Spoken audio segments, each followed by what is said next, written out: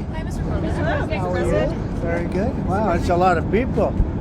That's a lot of people. Any questions? Yes, sir. So on Russia, have you made a final decision about what sanctions or tariffs you might impose on Russia and when that might be? We're looking at a lot of things. We have big meetings coming up, as you know, in Saudi Arabia. That's going to include Russia.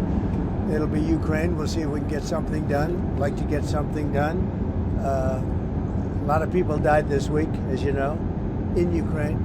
Not only Ukrainians, but Russians. So I think everybody wants to see it get done. We're going to make a lot of progress, I believe, this week. Is President Putin disrespecting you by attacking Ukraine when you're trying to make peace there? Is President Putin disrespecting you by attacking Ukraine when you're trying to make peace there?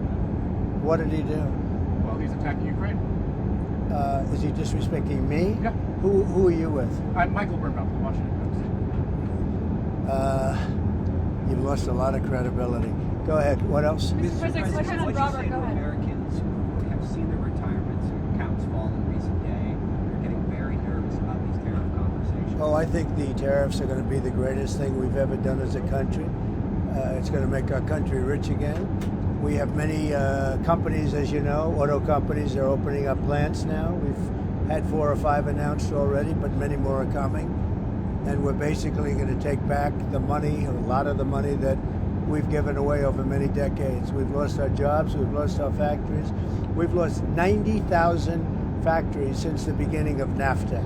It's not that long ago. 90,000 factories, think of that. And we're going to get them back, and they're coming back, and they're coming back in records. Look at what happened with the big chip company, the biggest in the world, by far the most powerful chip company in the world, from Taiwan, and they're going in with $200 billion of money, and they're going to build something that's going to give us 35-40% of the chip market in one company. No, it's going to bring it back, and I think it's going to make us bring us to a level that we've never had before. Is there going to be a government shutdown this week? Many of your supporters are concerned about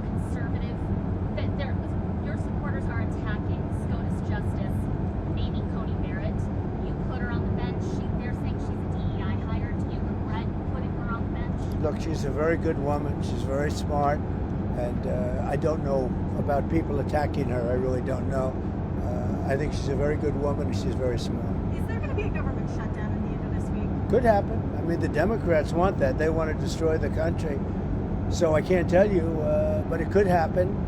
It shouldn't have happened, and it probably won't. I think the CR is going to get passed. We'll see, but it could happen. You never know. The Democrats are out of control. You saw that the other night during the speech when they wouldn't stand up for 2 of the young ladies were killed by illegal aliens, one with the cancer, the young man with the cancer, and all you want to do is stand up and applaud the man and the boy, the young boy. And nobody's ever seen anything like that. They're out of control. They've lost their minds. Mr. President, are you alarmed by escalatory rhetoric from the Chinese response to your tariffs? And are you planning to meet with Xi Jinping about trade anytime soon? No, they took that rhetoric back, as you know. They were very tough, and I said, whoa, what's that all about? That rhetoric was taken back. You know that, right? My question to you is... But if you know that, why would you ask that question? Are you planning to meet with Xi Jinping anytime soon? Yeah, at some point I will. I have a very good relationship with President Xi. Very good. And at some point I'll be meeting with him. Sir, do you think there's going to be a deal on TikTok soon? There could be. We're dealing with 4 different groups, and a lot of people want it, and it's up to me. So there could be. Who are you leaning towards? All 4 are good. Mr. President, you have said there's no feud between your cabinet members and Elon Musk. You Yeah. even had dinner with him last night, Secretary Rubio. However, tensions are high between your cabinet and Mr. Musk. How are you going to simmer down tensions? Does Mr. Musk need to back off? Well, I don't think the tensions are high. Look, Elon's a very special person, and these cabinet people are special people. You know, these are very successful people, or they wouldn't have gotten, they've attained the highest heights of government. And I think they have a fantastic relationship to Elon. And Doge has been incredible. Hundreds of billions of dollars of waste and fraud and abuse has been already found. And that doesn't mean they don't have a little bit of an argument here and there about something, or maybe personnel arguments. There's not too many contract arguments. Contracts have been found. This is much more than just personnel. We found hundreds of billions of dollars of fraudulent contracts or very wasteful. But I think fraud. I think it's fraud. There was just another plane crash. And I think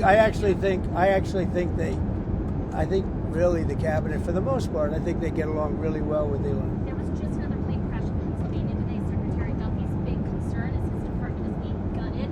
He's been, dealing with these crashes ever since he was sworn in. Does he have a legitimate concern? Well, that has nothing to do with the department. That was a small plane, and that would have happened whether you had a big department or a small department, as you understand. It's just they have space like this. They have times when things happen a little bit more often than normal, and then it goes back and you go many years without having a problem.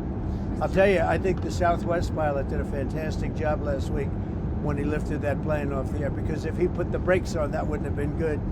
And I think the license should be maybe revoked for the plane that got in the way from the pilot, revoked for the plane that got in its way. But the way he immediately stepped in the gas and lifted up, as opposed to thinking for about 3 seconds when it would have been too late. The Southwest pilots they did a great job. Russia, China, and Iran are doing military exercises together. Does that concern you? No, not at all. Not at all. Why not? Because we're stronger than all of them. We have more power than all of them. I rebuilt the military. Unfortunately, Biden did nothing with it, but I rebuilt the military. But we don't want to even talk about that. I think if you look at what's happening and if you see what we've done, and if you see where we've come, and let's see what happens with the whole Russia-Ukraine thing. I think you're going to have eventually, and maybe not in the distant future, you're going to have some pretty good results coming out of Saudi Arabia this week. Are you going to resume aid to Ukraine if they sign the minerals deal? Well, I think they will sign the minerals deal, but I want them to want peace. Right How do now, they show that? How do they show they want peace? Well, right now they haven't shown it to the extent that they should. I think right now they haven't, but I think they will be, and I think it's going to become evident over the next 2 or 3 days. I think eventually, look, we have to have peace, and I'm doing this. Money is one thing. We're going to lose. We spent $350 billion on this, but the big thing, human life.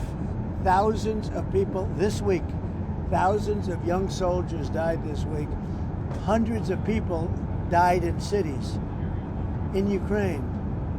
And we got to get it stopped. It would have never happened if I was president, and it didn't happen. This was not going to happen. By the way, October 7th wouldn't have happened.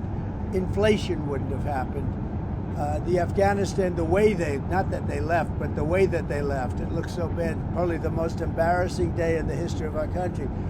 That wouldn't have happened. A lot of things wouldn't have happened, but it is what it is. I think we're going to have a good time. I think we're going to have a good result in Saudi Arabia, meaning they're hosting the various talks, and we have a lot of good people going out there, and I think Ukraine's going to do well, and I think Russia's going to do well. I think some very big things could happen this week. I hope so.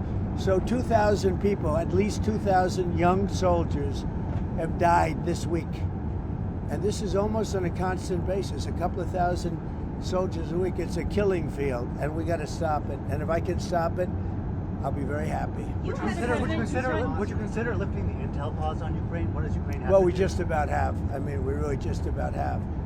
And we want to do anything we can to get Ukraine to be serious about getting something done. I say they don't have the cards. Nobody really has the cards. Russia doesn't have the cards. They don't have. What you have to do is you have to make a deal. And you have to stop the killing. It's a senseless war. And we're going to get it stopped. You hesitated with Maria Bartiromo. Where are we? Are we just about? We're just about ready to land. Are you worried about a recession? Maria Bartiromo asked you, and you kind of hesitated. I'll tell you what. Of course you hesitate. Who knows? All I know is this: we're going to take in hundreds of billions of dollars in tariffs, and we're going to become so rich you're not going to know where to spend all that money. I'm telling you. You just watch. We're going to have jobs. We're going to have open factories. It's going to be great. And the plane is landing. And We gotta go. thank you for a lot of Thanks, good guys. questions. Okay. Thank you very much, everybody. Thank you. Thank you. President.